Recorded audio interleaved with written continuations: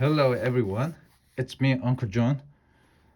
Today I am going to read S5, 5052, Junie B Jones and a Big Fat Mouse, Part B, from Chapter 5 to the end.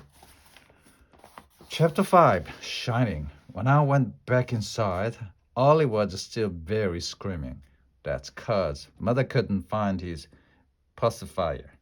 Pacifiers are what babies like to suck on, except I don't know why. 'Cause one time I sucked on Ollie's and it tasted like my red Snickers. Just then Mother ran out of Ollie's room. And her hair was very sticking out and her clothes were all wrinkly and she was wearing a one sock and that's all. Where is it? Where is the pacifier? If it just didn't disappear into thin air, She hollered very loud. Then me and Daddy had to help Mother look for the pacifier speedy quick, 'cause she was losing her grip, I think. I looked in the couch. That's because sometimes if you push your hand way under the cushions, you can find some good stuff under there. This time I found 3 Cheetos and a popcorn. They were very delicious indeed. After that, I looked under Daddy's big chair, only it was too dark to see under there. And so I ran to get a flashlight, 'cause I learned about flashlights in school. Remember? Flashlights are fun to shine in the dark. I shined it in the dark closet and also down the dark basement steps. Then I remembered another dark place, and its name was Screaming Ollie's room, 'cause his shades were pulled down for his nap. That's why. I run right there very fast. Look, I said to Screaming Ollie, I've got a flashlight.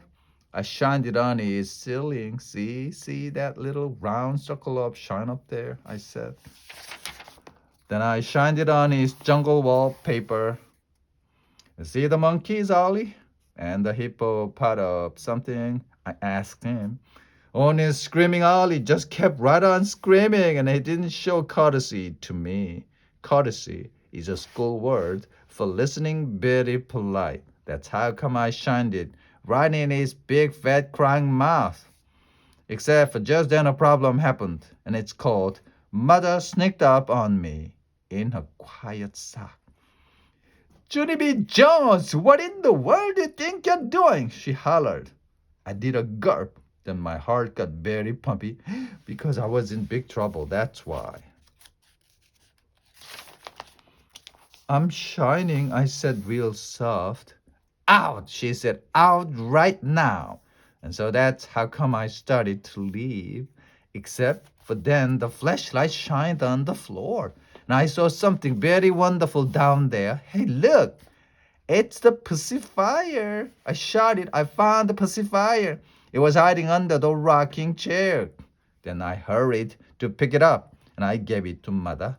Her face got relief on it. Thank goodness, she said. Yes, thank goodness, I said back. Mother wiped the pacifier off. Then she blowed on it very hard. Yeah, only you can't blow germs off, I said, 'cause the stuff that's been on the ground is very dangerous. And so then Mother gave me the pacifier and I washed it off with soap and water. And guess what? Then I put it right in Ollie's mouth and he stopped crying. Mother looked proud of me. Where did you get so smart? She asked. At school, that's where, I said. Then all of a sudden my eyes got big and wide because a very great idea popped right inside of my head. Hey, I thought of it. I hollered. I thought of what I can be for job day. Then I jumped up and down and I runned down the hall. Daddy was in his chair reading the newspaper. I busted through it with my head. I thought of it. I thought of what kind of job I can be when I grow up. Daddy said, slow down to me. That's because he didn't know what the heck I was talking about, of course. Yeah, only I can't slow down, I explained, because I'm very celebrating. And now I don't have tension in me anymore. Just then Mother came into the room. What's all the excitement about? She said. I clapped my hands together. I have announcement. That's what it's all about. I said, real happy. Well, what is it? Said Mother. Tell us. And so then I stood up straight and tall, and I told Mother and Daddy the name of the job I'm gonna be when I grow up. That's a good one, right? I said, very excited. That's the bestest job you ever heard of, isn't it? Except for Mother and Daddy didn't answer me. They just kept on looking and looking at each other. And Daddy did a funny smile, and Mother said the word, oh boy. Chapter 6, Tingling. I couldn't sleep for the whole weekend. That's because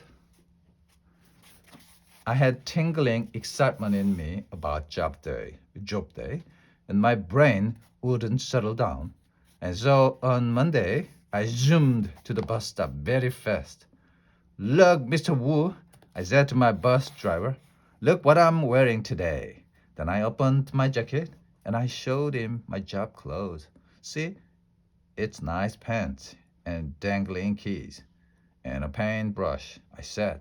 Except before I can't tell you what I am, 'cause it's my special secret. Then I plopped down in my seat.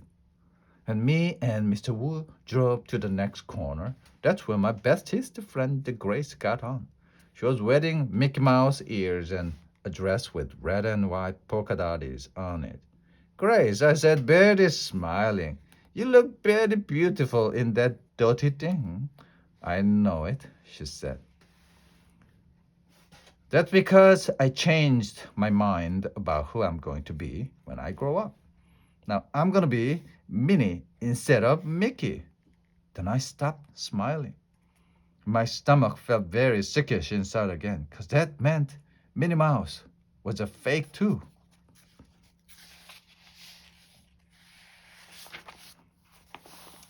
Disneyland is a fib, I said. After that, the bus stopped again, and William got on.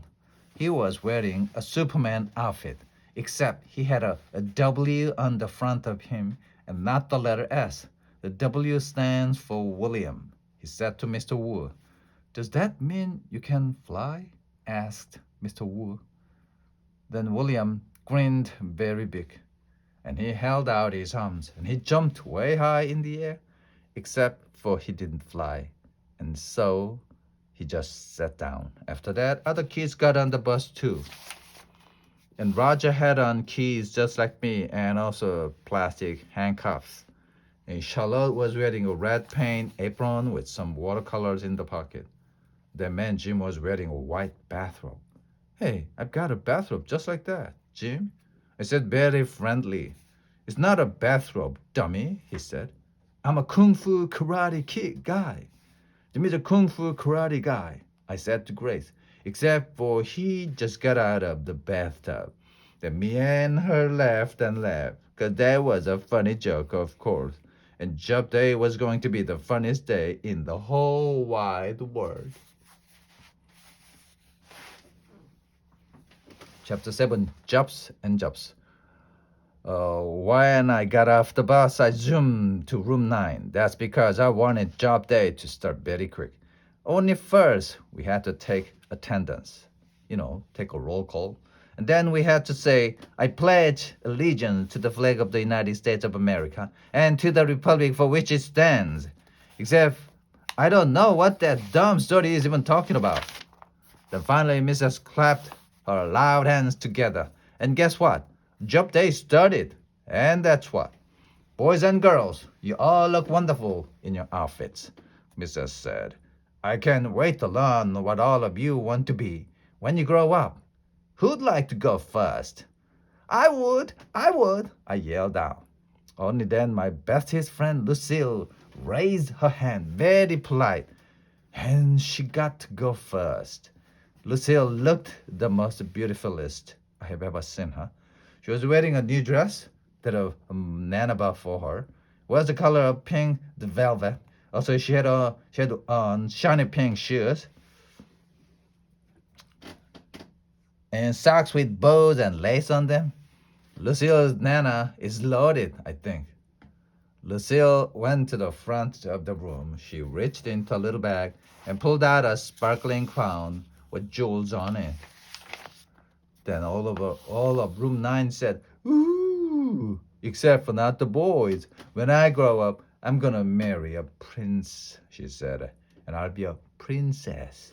And my name will be Princess Lucille. Then she put a sparkling crown on her head, and she looked like a fairy tale guy.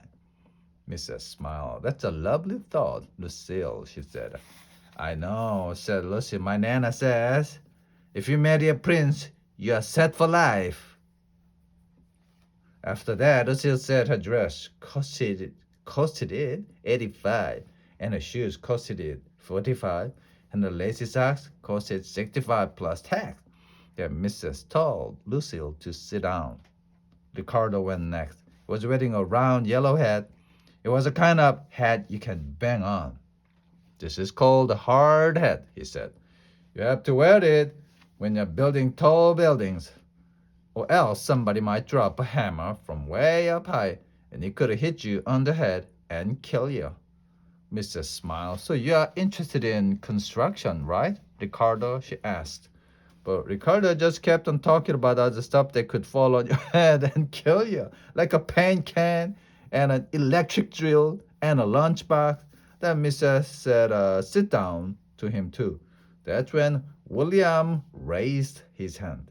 Only he was being very bashful, and he wouldn't go to the front of the room. You don't have to be nervous, William, said Mrs. Just tell us what you want to be when you grow up.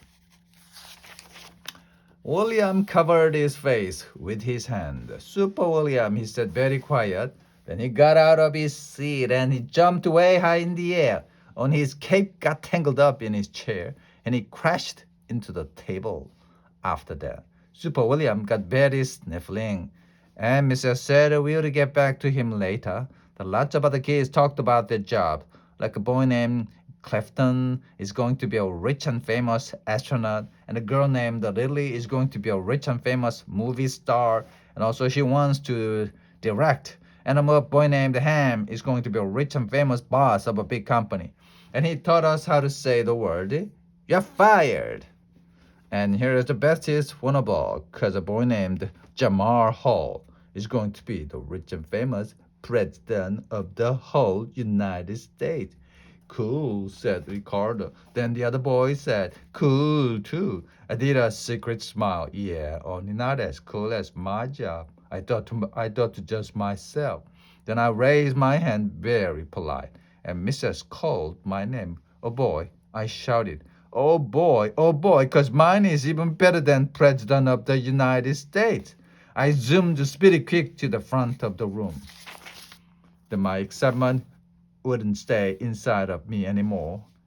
A janitor. I'm going to be a janitor, I hollered out. After that, I jingled my jangly keys and I waved my paintbrush in the air and I clapped and clapped. Only too bad for me, 'cause nobody clapped back. And here's something even worse, sir. Room 9 started laughing very much. And it was the mean kind. She wants to be a janitor, they yelled. Then they pointed at my brown paints. They called me the name of stupid, and I didn't know what to do because I felt very crumbling inside. And so I just kept on standing there and standing there. My eyes got a little bit of wet in them. My nose started running very much. That's how come I covered my face up. They're not having courtesy for me, I said real soft. Only just then, Mrs. clapped her angry hands together and she scolded room 9 a real lot. Junie B is right, she said. Being a janitor is a very important job. You have to be hardworking and reliable and very, very trustworthy. I picked through my fingers at her. Yeah, and don't forget the part where you have to save people from danger, I said. Then the Jim I hate laughed right out loud. Janitors don't save people from danger.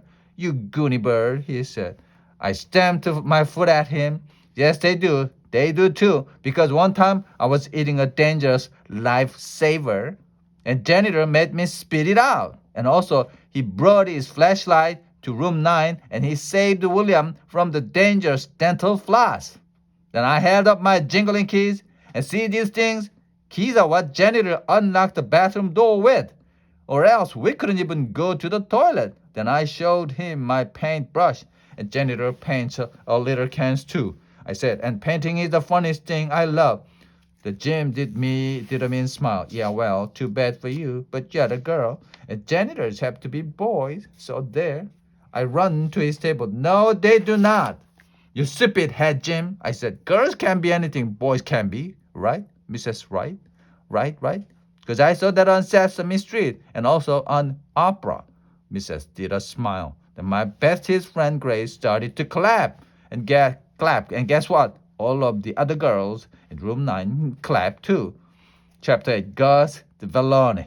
Today janitor came to room 9 for show and tell. And it was the funniest day I ever saw. That's cause he brought his very big toolbox with him. And we played a game called Name the Tools. And guess what? I knew the saw and the hammer and the metric socket set with adjustable ratchet. The janitor showed us how to use his stuff. And Charlotte got to shine his giant flashlight. And my bestest friend Grace got to push his big broom. Lucky dog Lucille got to clean the chalkboard with a squishy sponge. Except for then a little bit of a trouble happened because I wanted the mop. Only that stupid head Jim wouldn't let go of it. So I had to pinch his arm. After that, the mop got removed from us. Removed is the school word for snatched right out of our hands. After that, janitor sat in a chair and room 9 sat all around him. Then he told us all about himself and his job. And guess what? He's been janitor for 14 years and he was born in a different country from ours. His name is Gus the Vallone. Hey, I love the name of Gus Vallone. I hollered out because the Vallone is my favorite kind of sandwich. Then I smiled very proud. And guess what else? I said to room 9, me and janitor are bestest friends. And sometimes he calls me the nickname Obsessed. Then janitor winked at me. So I winked back. Except for both my eyes kept on shutting. And so I had to hold one of them open with my fingers. I really liked that Gus the Vallone. I whispered to my bestest friend Lucille. Only then, that dumb girl named Lily heard what I said and she started singing, Junie B's got a boyfriend, Junie B's got a boyfriend. And so that's how come I felt very embarrassed. Me and my big fat mouse, I said, and Mrs. laughed, and janitor laughed, and everybody else laughed too. After that, janitor had to go back to work, and so Mrs. Shook his hand. Then room 9 clapped and clapped for him, and janitor smiled, and his jingly keys jangled all the way out the door. The end.